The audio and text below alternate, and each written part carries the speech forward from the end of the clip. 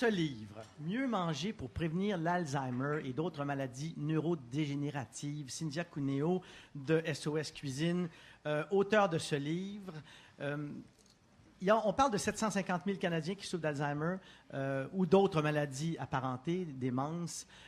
Ce livre-là, qu'est-ce qui vous a donné envie d'y aller, de l'écrire, de le publier?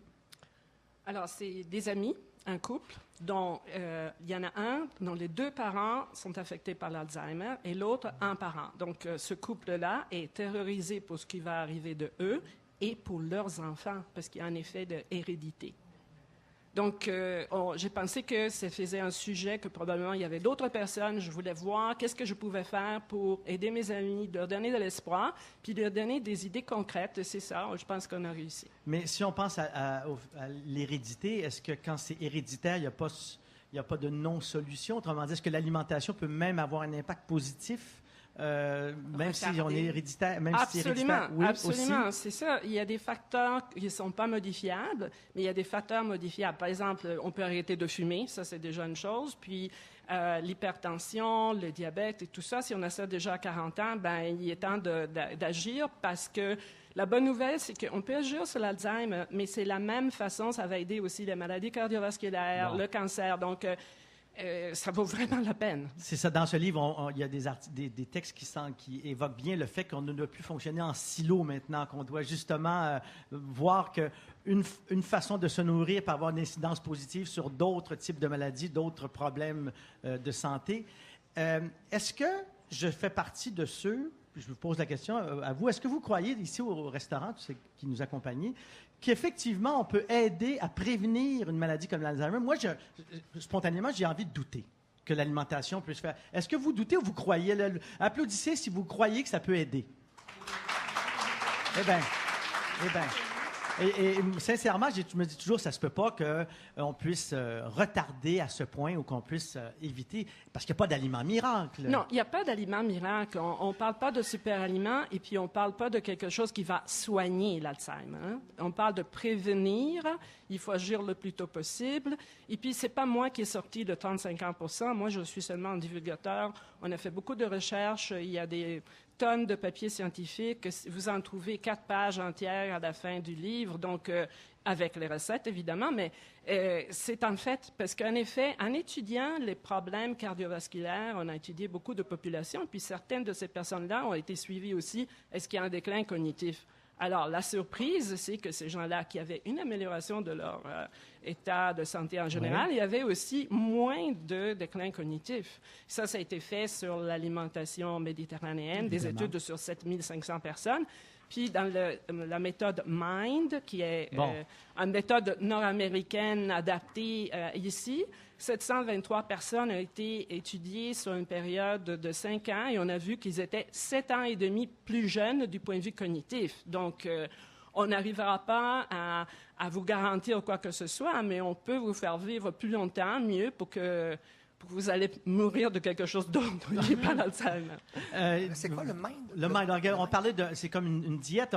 Hélène Laurando, l'autre jour, est venue parler justement de ces différentes diètes qui, présentement, ont été nommées les meilleures diètes de l'année aux États-Unis. Il y a DASH et il y a MIND. Alors, qu'est-ce que le MIND? Alors, c'est le MIND, je cherche exactement pour c'est le Mediterranean DASH Intervention for Neurodegenerative Delay. Alors, ce sont des organismes de santé qui ont créé ces diètes-là. Ce ne sont pas donc des régimes comme une entreprise privée qui dit je fais un régime puis je vous vends une panoplie de trucs puis embarquer dans le trip. C'est vraiment une façon au plan de la santé de faire de la prévention.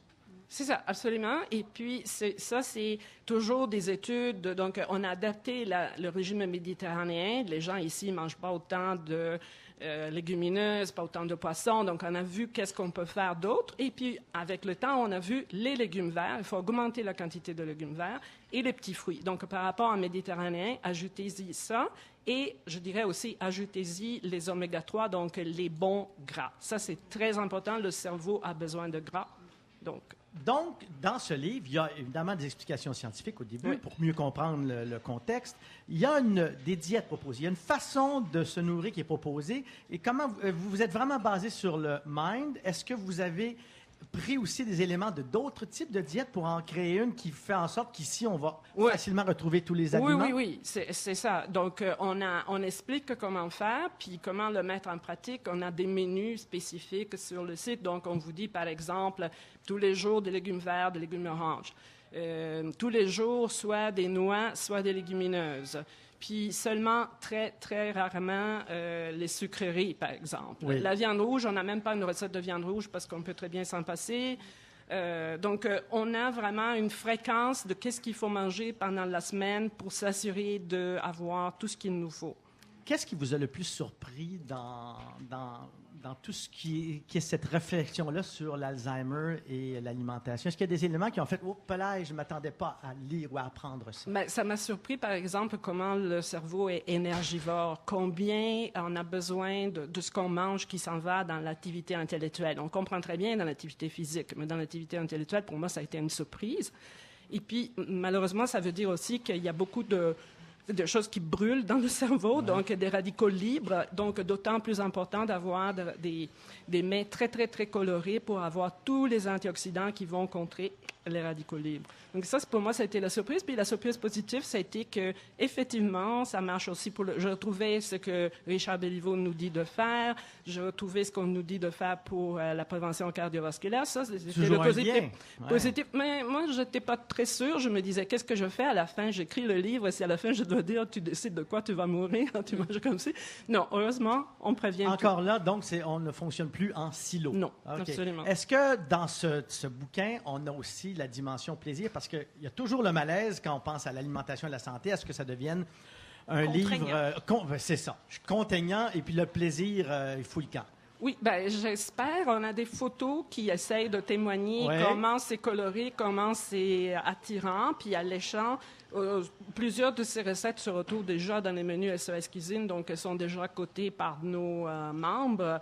Et puis, on peut vraiment très bien manger de cette façon-là. Est-ce qu'il y a des chiffres spectaculaires? Parce que ça fait longtemps qu'on dit que la diète méditerranéenne a des bienfaits, surtout la santé cardiovasculaire, mais là-dessus, sur le cognitif, l'Alzheimer, est-ce que ceux qui mangent ce type de régime, parce que ça fait partie de leur vie, ont moins d'incidence d'Alzheimer? Est-ce que les chiffres, c'est meilleur là-bas? C'est des études d'observation qu'on peut faire, parce que dans l'alimentation, c'est difficile de dire on suit un groupe qui mange d'une façon, l'autre de l'autre, puis on ne peut pas vraiment avoir l'effet placebo.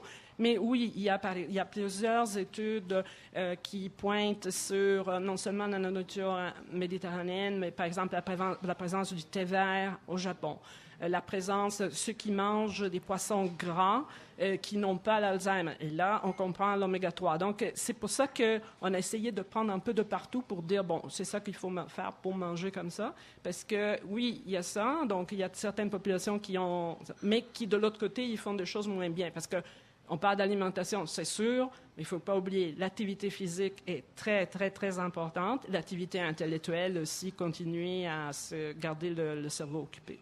Daniel Vézina, convaincu que tu as l'activité physique dans tous les sens du mot. L'amour doit être important, Daniel. Tu dois être... te connaissant, je suis surpris que tu ne l'aies même pas évoqué. Non, mais tout à fait. Effectivement, que quand tu es heureux dans la vie, ta santé va mieux aussi. Cynthia, la façon de penser ce livre-là nous fait croire qu'on va arriver à des résultats. Est-ce que si j'ai mangé pendant 35 ans ce qui n'était pas prescrit, ce qui n'était pas souhaitable, puis que je commence une façon de me nourrir qui peut stimuler le cerveau, peut nous aider malgré tout? Ce n'est jamais trop tard. Vraiment, comme on dit aussi pour... mais on le dit aussi pour, par exemple, la tabagie. Hein, après un certain moment, heureusement, notre système est assez bien fait. Tout de suite, on va profiter des bonnes choses. C'est sûr, l'idéal, c'est de commencer le plus tôt possible parce que souvent, les données sur l'Alzheimer ne sont pas toujours cohérentes parce que ça dépend à quel moment tu commences à mesurer. Est-ce que quand les symptômes sont sortis ou il paraît que déjà 20 ans avant, on pourrait trouver. Ouais. Et donc, moi, je dirais le plus tôt le mieux, mais ce n'est jamais trop tard.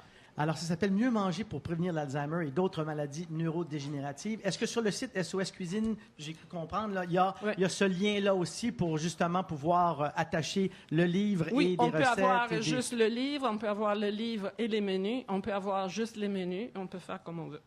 Par curiosité, SOS Cuisine, combien de personnes maintenant vont fouiner dedans, participent?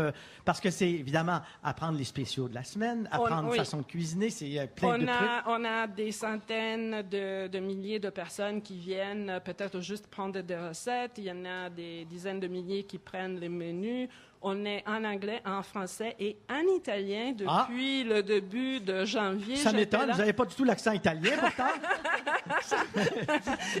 Je me pratique. Oui. Alors, non, mais j'étais 2 semaines en Italie justement pour le lancement du site en italien et le livre FODMAP, celui de l'année dernière, qui est sorti en italien. Donc, il y a aussi soscuisine.it. Et donc, on essaye de faire manger méditerranéen à ceux qui ne mangent plus méditerranéen. En Italie? Oui, c'est ça. Alors, évidemment, toutes ces adresses, vous allez trouver ça sur notre site. L'émission n'est pas sortie de l'auberge. Merci beaucoup, Cynthia Cuneo, mais vous restez avec nous de toute façon. Merci.